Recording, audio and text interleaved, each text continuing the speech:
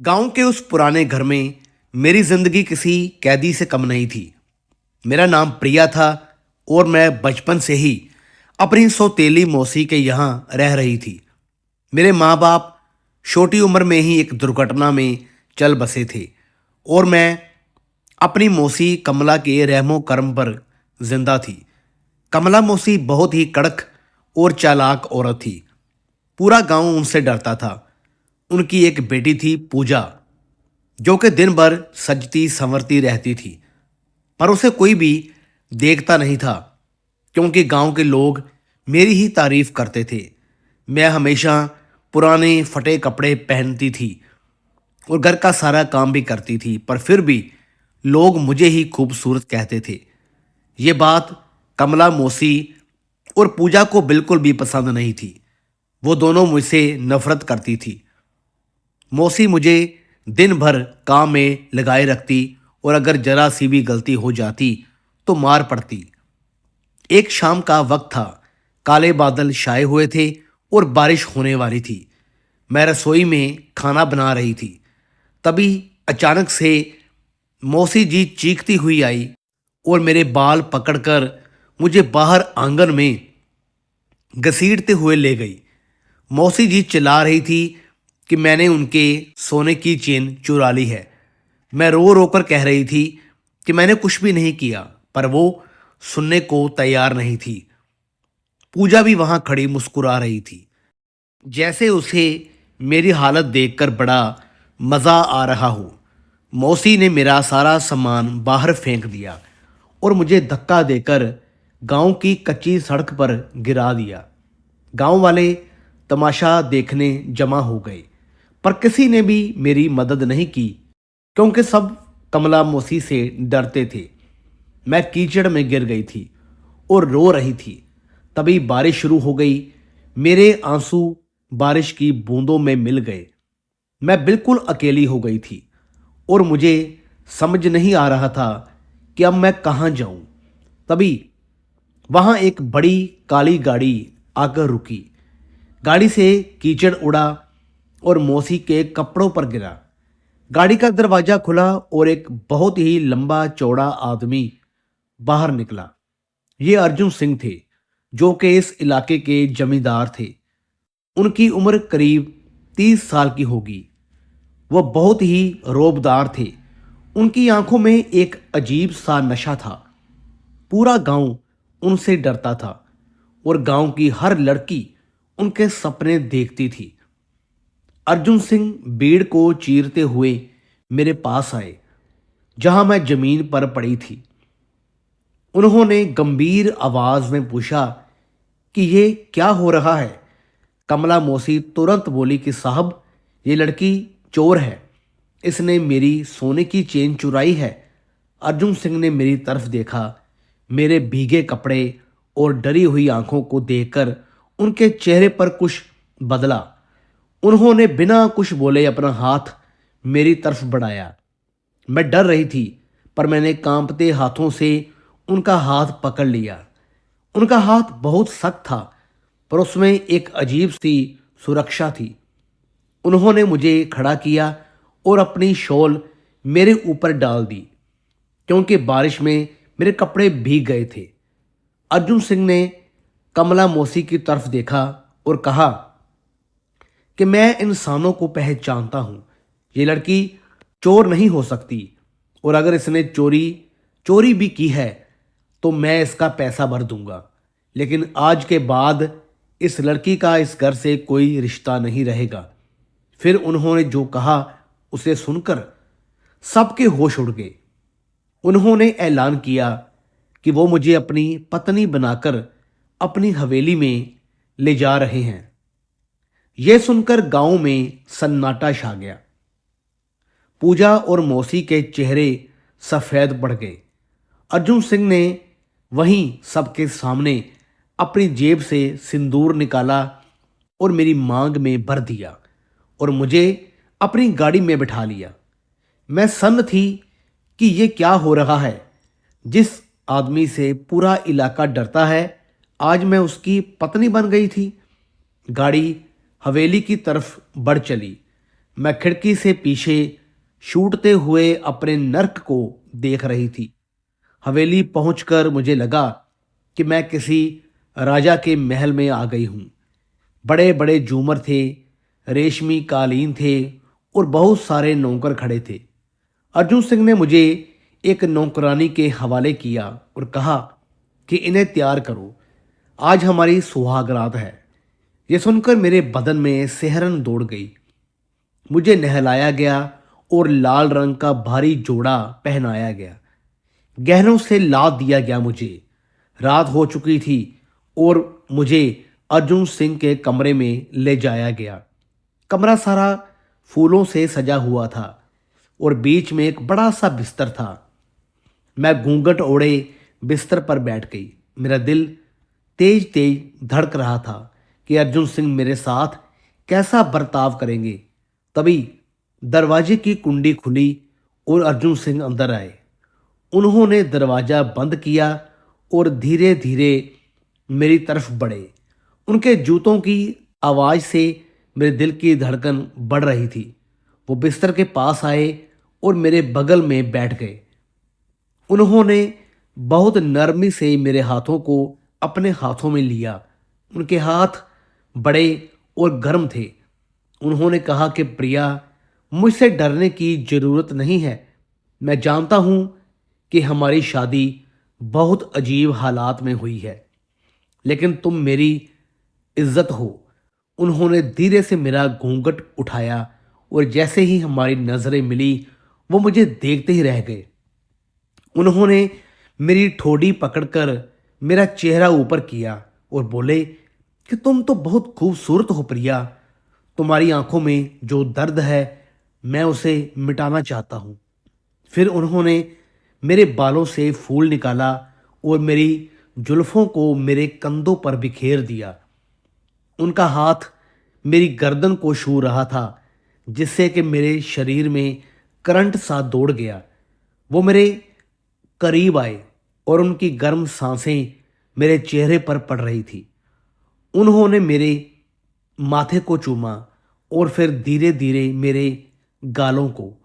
मैं शर्म से पानी पानी हो गई और मैंने अपनी आंखें बंद कर ली। उन्होंने मुझे अपनी बाहों में भर लिया और बिस्तर पर लिटा दिया। उनकी बाहों में मुझे एक अजीब सा सुकून और सुरक्षा महसूस हो रही थी। वो मेरे कान के पास आए और धीरे से कहा कि प्रिया, आज की रात हमारी पहली रात है और मैं तुम्हें अपनी मोहब्बत से भर देना चाहता हूँ। उसके बाद उनका हर स्पर्श मुझे पागल कर रहा था। मैंने डरते हुए अपने हाथ उनके कंधों पर रख दिए। उनकी पीठ बहुत चौड़ी और मजबूत थी। उन्होंने मेरी आंखों में देखा और कहा कि तुम अब मेरी हो और कोई भी तुम्हें मुझसे दूर नहीं कर सकता। वो रात बहुत लंबी थी और उन्होंने मुझे इतना प्यार दिया कि मैं अपना सारा पुराना दर्द भूल गई। सुबह होने से पहले जब हम दोनों एक ही चादर में पड़े हुए थे, अर्जुन सिंह ने कहा कि प्रिया, मैं तुम्हें एक तोहफा देना चाहता हूँ। उन्होंने अपनी जेब में से एक काली पट्टी निकाली और कहा कि उठो और तैयार हो जाओ। मैं हैरान थी कि इतनी रात गए हम कहाँ जा रहे हैं, लेकिन अब मुझे उन पर भरोसा था। उन्होंने मुझे कपड़े पहनने को कहा और फिर मेरी आंखों पर वो पट्टी बांध दी। मुझे कुछ दिखाई नहीं दे रहा था, बस उनका हाथ मेरे हाथ में था। वो मुझे हवेली के गुप्त रास्ते से बाहर ले आए। ठंडी हवा चल रही थी। उन्होंने मुझे गोद में उठा लिया और कहीं ले जाने लगे। मुझे अब डर लग रहा था, लेकिन उनकी गोद में होने की वजह से मैं चुप रही। काफी देर चलने के बाद उन्होंने मुझे नीचे उतारा और कहा कि प्रिया, अब अपनी आंखें खोलो। मैंने कांपते हुए हाथों से अपनी पट्टी खोली तो सामने का नज़ारा देखकर मेरी चीख निकल गई, क्योंकि मेरे सामने एक बहुत ही सुंदर झील के किनारे एक कांच का घर बना हुआ था, जो कि बिल्कुल वैसा ही था जैसा कि मैं बचपन में अपनी ड्राइंग बुक में बनाती थी। मुझे याद नहीं था कि मैंने कब किसी के सामने इसका जिक्र किया होगा, पर अर्जुन सिंह को याद था। उस कांच के घर के अंदर रोशनी जल रही थी और वहाँ वो सारी चीज़ें थी जो मुझे पसंद थी। किताबें, सितार और बहुत सारे पौधे। अर्जुन सिंह ने मुझे पीछे से गले लगाया और कहा कि ये तुम्हारी दुनिया है प्रिया, जहाँ कोई मौसी, कोई दुख और कोई आंसू नहीं होंगे, सिर्फ तुम और मैं होंगे। मैं पलट कर उनके गले लग गई और फूट फूट कर रोने लगी, लेकिन ये आंसू खुशी के थे। उन्होंने मेरे आंसू पोंछे और मुझे अपनी बाहों में उठाकर उस कांच के घर की तरफ ले गए। पर यह खुशी ज़्यादा दिन नहीं टिकी, क्योंकि जो आगे होने वाला था उसकी मुझे कल्पना भी नहीं थी। कुछ हफ्ते बीत गए। मैं अब हवेली की मालकिन बन गई थी। सब नौकर मुझे सम्मान देते थे और अर्जुन सिंह मुझसे बहुत ही प्यार करते थे। हर रोज़ वो मेरे लिए कुछ ना कुछ तोहफा लाते लाते थे। मैं सोचती थी कि मेरी ज़िंदगी अब हमेशा ऐसी ही रहेगी। एक दिन शाम को अर्जुन सिंह शहर गए थे, कुछ जरूरी काम से। मैं अकेली हवेली में थी। तभी मुझे किसी की आहट सुनाई दी। मैं उठकर खिड़की के पास गई और देखा कि हवेली के मुख्य दरवाजे पर कोई खड़ा है। मैंने नौकरों को बुलाया पर कोई भी नहीं आया। मुझे अजीब सा लगा, क्योंकि हमेशा कोई ना कोई नौकर हवेली में होता था। मैं डरते डरते नीचे गई। जब मैं नीचे पहुंची तो मुझे एक औरत दिखाई दी। वह पूरे काले कपड़ों में थी और उसका चेहरा घूंघट से ढका हुआ था। वो धीरे धीरे मेरी तरफ बढ़ने लगी। मैंने पूछा, कौन हो तुम और यहाँ क्या कर रही हो? उस औरत ने कुछ नहीं कहा, बस मेरी तरफ बढ़ती रही। मेरे दिल की धड़कन तेज हो गई।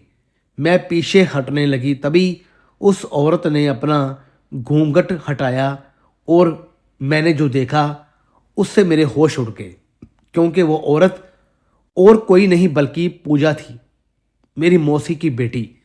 पूजा के चेहरे पर एक अजीब सी मुस्कान थी जो बहुत डरावनी थी। उसने कहा, तो प्रिया, तू सोचती है कि तेरी जिंदगी बन गई, अब तू रानी बन गई और मैं कुछ नहीं कर सकती? मैंने कहा कि पूजा, तुम यहाँ कैसे? तुम्हें यहाँ आने की इजाज़त नहीं है। पूजा हंसने लगी और बोली कि मुझे इजाज़त नहीं है, पर मैं आ गई और आज मैं तुझे वो दिखाऊंगी जिससे तेरी सारी खुशियां छीन जाएंगी। पूजा ने अपने हाथ से एक कागज़ निकाला और मेरी तरफ फेंका। मैंने वो कागज़ उठाया और पढ़ने लगी। जो लिखा था उसे पढ़कर मेरे हाथ कांपने लगे। उस कागज़ में लिखा था कि अर्जुन सिंह की पहले से ही एक शादी हो चुकी है। उनकी एक पत्नी है जो कि शहर में रहती है और उनका एक बेटा भी है। मैं यकीन नहीं कर पा रही थी कि ये सच है। पूजा बोली कि हाँ प्रिया, ये बिल्कुल सच है। तेरा अर्जुन एक धोखेबाज है। उसने तुझसे झूठी शादी की है। उसकी असली पत्नी तो शहर में है और वो हर महीने उससे मिलने भी जाता है। तू तो बस एक मनोरंजन है उसके लिए। मेरे पैरों तले जमीन खिसक गई। मैं वहीं जमीन पर बैठ गई। मुझे यकीन नहीं हो रहा था कि जिस आदमी पर मैंने इतना भरोसा किया वो मुझे धोखा दे सकता है। पूजा ने कहा कि अगर तुझे यकीन नहीं है तो कल शाम को शहर वाले बंगले में आ जाना। वहां तू अपनी आंखों से देख लेना कि तेरा पति किसके साथ है।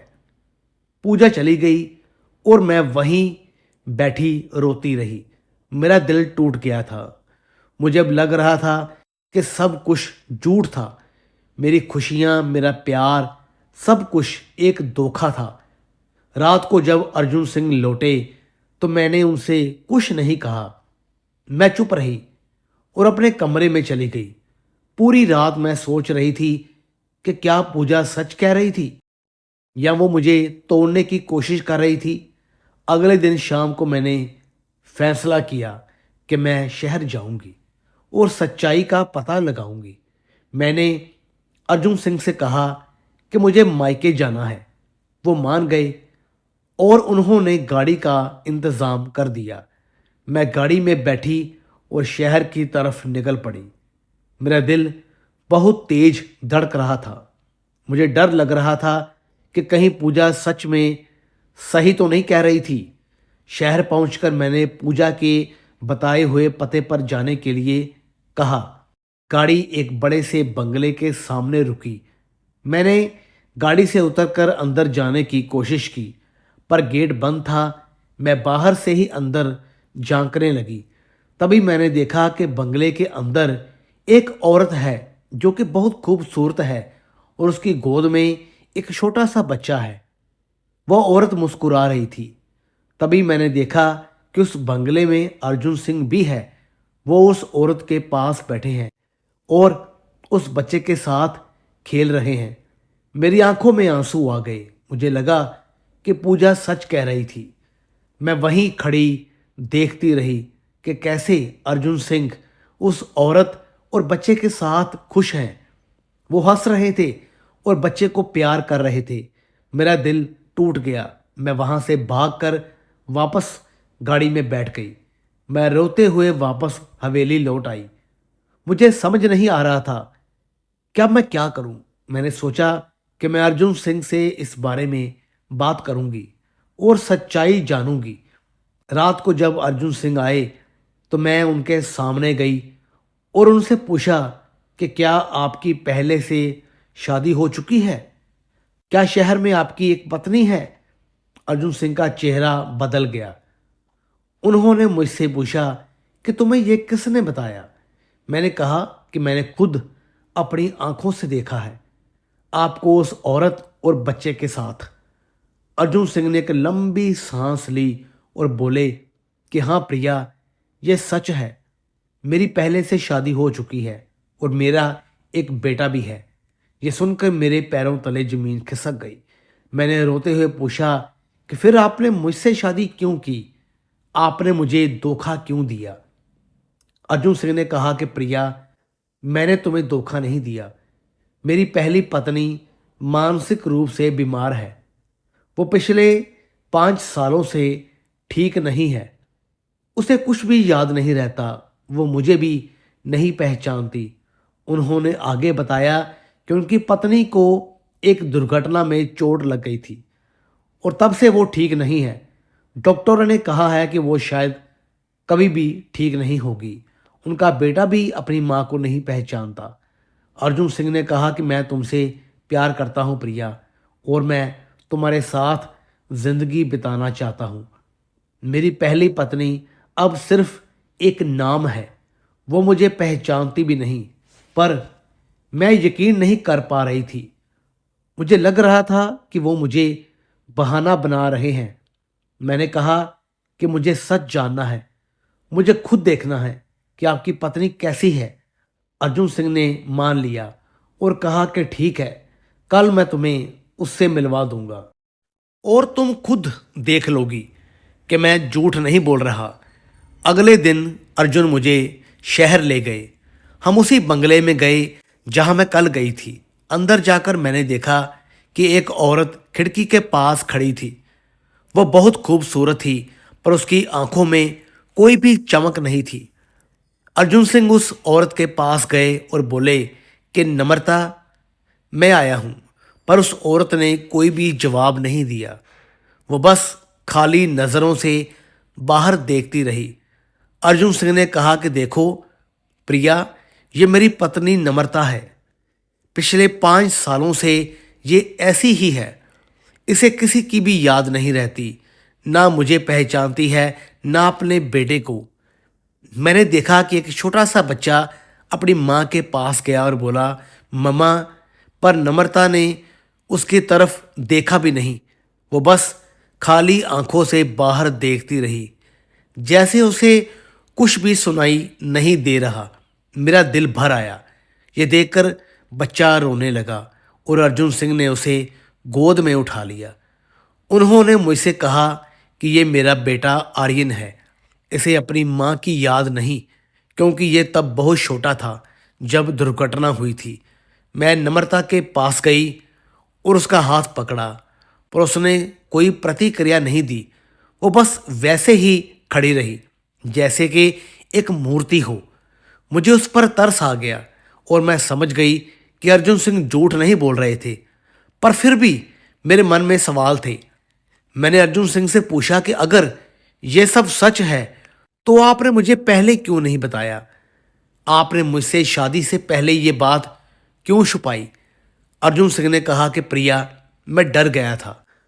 मुझे लगा कि अगर मैं तुम्हें पहले बताऊंगा तो तुम मुझसे शादी नहीं करोगी। मुझे तुमसे बहुत प्यार हो गया था जब मैंने पहली बार तुम्हें देखा था। उन्होंने बताया कि वो कई सालों से अकेले थे क्योंकि उनकी पत्नी बीमार थी और वो एक ऐसी जिंदगी जी रहे थे जिसमें कोई भी खुशी नहीं थी। जब उन्होंने मुझे देखा तो उन्हें लगा कि शायद वो फिर से खुश हो सकते हैं, पर मुझे अब भी गुस्सा था। मैंने कहा कि आपने मुझे धोखा दिया, आपने मुझे सच नहीं बताया। मैं वापस हवेली चलना चाहती हूँ। हम वापस हवेली आ गए, पर अब सब कुछ बदल गया था। मैं अर्जुन सिंह से बात नहीं कर रही थी और अपने कमरे में बंद रहती थी। मैं सोच रही थी कि अब मैं क्या करूं। कुछ दिन बीत गए। एक रात को मैं सो रही थी, तभी मुझे किसी की आहट सुनाई दी। मैंने आंखें खोली तो देखा कि मेरे कमरे में कोई है। अंधेरे में मुझे कुछ साफ नहीं दिख रहा था। मैंने डरते हुए पूछा कि कौन है वहां? तभी मुझे एक आवाज सुनाई दी जो कि जानी पहचानी थी। यह पूजा की ही आवाज थी। पूजा बोली, तो प्रिया, तूने सच जान लिया। अब क्या करेगी तू? यहां रहेगी या वापस चली जाएगी? मैंने गुस्से से कहा कि पूजा, तुम यहां क्या कर रही हो? तुम्हें यहां आने का कोई भी हक नहीं है। पूजा हंसने लगी और बोली कि मुझे हक नहीं है, पर मैं आ गई हूं पूजा। पूजा ने मुझे बताया कि वो चाहती है कि मैं अर्जुन सिंह को छोड़ दूं, क्योंकि वो खुद अर्जुन सिंह से प्यार करती है और वो उनसे शादी करना चाहती है। मैंने कहा कि ये नामुमकिन है, अर्जुन सिंह तुमसे कभी भी शादी नहीं करेंगे। पूजा बोली कि अगर तू यहाँ से चली जाएगी तो वो मुझसे शादी कर लेंगे। मैंने उससे कहा कि तुम पागल हो गई हो पूजा, मैं यहाँ से कहीं नहीं जा रही। पूजा का चेहरा गुस्से से लाल हो गया और उसने कहा कि ठीक है, अगर तू नहीं जाएगी तो मैं तुझे जाने पर मजबूर कर दूंगी। पूजा वहाँ से चली गई, पर मैं बहुत डर गई थी। मुझे लग रहा था कि पूजा कुछ गलत करने वाली है। मैंने अगले दिन अर्जुन सिंह को सब कुछ बता दिया। अर्जुन सिंह ने कहा कि चिंता मत करो प्रिया, मेरे होते हुए पूजा कुछ भी नहीं कर सकती। उन्होंने हवेली की सुरक्षा बढ़ा दी और मुझसे कहा कि मैं अकेले कहीं न जाऊं। कुछ दिन शांति से बीते, पर फिर एक दिन कुछ ऐसा हुआ जिसने सब कुछ बदल दिया। उस दिन अर्जुन सिंह शहर गए थे। मैं हवेली में अकेली ही थी। शाम को मुझे एक चिट्ठी मिली जिसमें लिखा था कि अगर मुझे अर्जुन सिंह की जान प्यारी है तो मैं रात को झील के किनारे वाले कांच के घर में अकेली आ जाऊं। मैं घबरा गई। मुझे समझ नहीं आ रहा था कि अब मैं क्या करूं। अगर मैं किसी को बताती तो शायद अर्जुन सिंह को खतरा हो जाता, पर अगर मैं अकेली जाती तो मुझे नहीं पता था कि क्या होगा। मैंने फैसला किया कि मैं जाऊंगी, क्योंकि मैं अर्जुन सिंह को कुछ नहीं होने दे सकती थी। रात को जब सब सो गए तो मैं चुपके से हवेली से निकल निकल गई और झील की तरफ चल पड़ी। झील के किनारे पहुंचकर मैंने देखा कि कांच के घर में रोशनी जल रही थी। मैं धीरे धीरे अंदर गई। अंदर सब कुछ सुनसान था। मैंने आवाज़ दी कि कोई है, तो मुझे पीछे से किसी ने पकड़ लिया। मैं चीखने ही वाली थी कि किसी ने मेरे मुंह पर कपड़ा रख दिया। मैंने मुड़कर देखा तो वहाँ पूजा खड़ी थी और उसके साथ कुछ और लोग भी थे। पूजा ने कहा कि तू आखिरकार आ ही गई। प्रिया, अब देखती हूँ कि तुम कैसे बचती है। मैंने डरते हुए पूछा कि तुम मुझे क्या करोगी।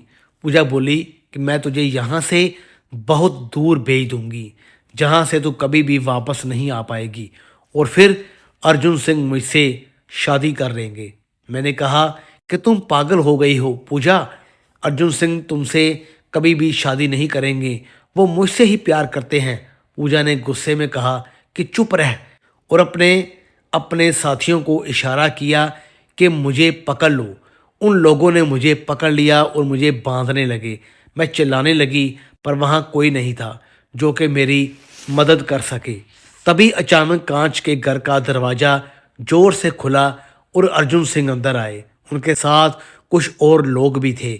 उन्होंने पूजा और उसके साथियों को देखा और गुस्से से चिल्लाए। अर्जुन सिंह ने पूजा से कहा कि तुमने बहुत बड़ी गलती की है पूजा, मेरी पत्नी को छुआ भी कैसे। उन्होंने अपने लोगों को इशारा किया और उन्होंने पूजा और उसके साथियों को पकड़ लिया। अर्जुन सिंह मेरे पास आए और मुझे खोला। उन्होंने मुझे अपनी बाहों में ले लिया और पूछा कि क्या तुम ठीक हो। मैंने रोते हुए कहा कि हाँ, मैं ठीक हूँ। अर्जुन सिंह ने बताया कि उन्हें शक था कि पूजा कुछ करने वाली है, इसलिए उन्होंने हवेली में अपने लोग छोड़ दिए थे जो कि मेरी निगरानी कर रहे थे। जब मैं हवेली से निकली तो उन्होंने अर्जुन सिंह को बता दिया। अर्जुन सिंह ने पूजा को पुलिस के हवाले कर दिया। पूजा को जेल हो गई और मैं बच गई। उस रात के बाद मेरी और अर्जुन सिंह की दूरियां ख़त्म हो गई। मैंने उन्हें माफ़ कर दिया क्योंकि मैं समझ गई थी कि वो मुझसे सच में प्यार करते हैं। हम फिर से खुश रहने लगे। अर्जुन सिंह ने मुझसे वादा किया कि वो मुझसे कभी भी कुछ नहीं छुपाएंगे और हमेशा सच बोलेंगे। कुछ महीने बीत गए। एक दिन अर्जुन सिंह ने मुझसे कहा कि उन्हें एक खुशखबरी देनी है। मैंने पूछा कि क्या हुआ। अर्जुन सिंह ने बताया कि डॉक्टर्स ने कहा है कि नम्रता की हालत में सुधार हो रहा है। एक नई दवा से उन्हें फ़ायदा हो रहा है और शायद वो ठीक हो जाएं। मैं बहुत खुश हुई ये सुनकर, क्योंकि मैं जानती थी कि अर्जुन सिंह अपनी पहली पत्नी के लिए कितना परेशान रहते थे। कुछ और महीने बीते और नम्रता सच में ठीक होने लगी। अब वो लोगों को पहचानने लगी थी और बात भी करने लगी थी। एक दिन अर्जुन सिंह मुझे शहर ले गए नम्रता से मिलने। नम्रता अब पहले से बहुत बेहतर थी। उसने मुझे देखा और मुस्कुराई। अर्जुन सिंह ने नम्रता से कहा कि ये प्रिया है, मेरी दूसरी पत्नी। नम्रता ने मेरा हाथ पकड़ा और कहा कि थैंक यू प्रिया, तुमने मेरे पति और बेटे का ख्याल रखा जब मैं नहीं थी। मुझे बहुत अजीब लग रहा था, पर नम्रता ने मुझे समझाया कि उसे सब कुछ याद है, कि कैसे उसे दुर्घटना हुई थी और कैसे वो कोमा में चली गई थी। नम्रता ने कहा कि वो जानती है कि अर्जुन सिंह को एक साथी की ज़रूरत थी और वो खुश है कि उन्होंने मुझसे शादी की। अब हम तीनों एक अजीब से रिश्ते में बंध गए थे। नम्रता शहर में रहती थी और अपने बेटे आर्यन के साथ वक्त बिताती थी और मैं हवेली में रहती थी। अर्जुन सिंह दोनों जगह आते जाते रहते थे। शुरू में मुझे ये सब बहुत अजीब लगता था, पर धीरे धीरे मैं समझ गई कि कभी कभी ज़िंदगी में कुछ चीज़ें हमारे हाथ में नहीं होती। साल बीतते गए, मैं और नम्रता दोस्त बन गए। हम अक्सर मिलते रहती थी और बात करती थी। आर्यन मुझे अपनी दूसरी माँ मानने लगा था। एक दिन मुझे पता चला कि मैं माँ बनने वाली हूँ। ये खबर सुनकर अर्जुन सिंह बहुत खुश हुए। नम्रता भी मेरे लिए खुश थी। कुछ महीनों के बाद मेरी एक बेटी हुई। हमने उसका नाम आराध्या रखा। आराध्या बहुत खूबसूरत थी। अब हमारा एक बड़ा परिवार था। आर्यन, आराध्या, अर्जुन सिंह, मैं और नम्रता, हम सब साथ में त्योहार मनाते और खुशियाँ बांटते। कभी कभी मैं सोचती कि मेरी ज़िंदगी कितनी अजीब है, पर फिर मुझे लगता कि शायद यही नियति थी। मुझे कमला मौसी के घर से निकाला गया ताकि मैं अर्जुन सिंह से मिल सकूं। मैं अर्जुन सिंह से बहुत प्यार करती हूं और वो भी मुझसे बहुत प्यार करते हैं। हमारे रिश्ते में अब कोई झूठ नहीं है, कोई छिपाव नहीं है, सब कुछ साफ है। कभी कभी पूजा की याद आती है जो जेल में है। उसने अपनी ज़िंदगी बर्बाद कर ली। नफ़रत और जलन में मुझे उस पर तरस आता है। आज मैं बहुत खुश हूँ। मेरे पास सब कुछ है, एक प्यार करने वाला पति, एक खूबसूरत बेटी, एक अच्छा दोस्त नम्रता और एक प्यारा बेटा आर्यन। जिंदगी ने मुझे बहुत कुछ दिया है, दर्द भी दिया है और खुशियाँ भी, पर मैंने हर चीज़ से कुछ ना कुछ सीखा है। तो दोस्तों, कैसी लगी आपको ये कहानी? वीडियो अच्छी लगी हो तो लाइक करें, शेयर करें, चैनल को सब्सक्राइब ज़रूर करें। तो मिलेंगे फिर से एक और नई दिलचस्प कहानी के साथ। तब तक के लिए गुड बाय।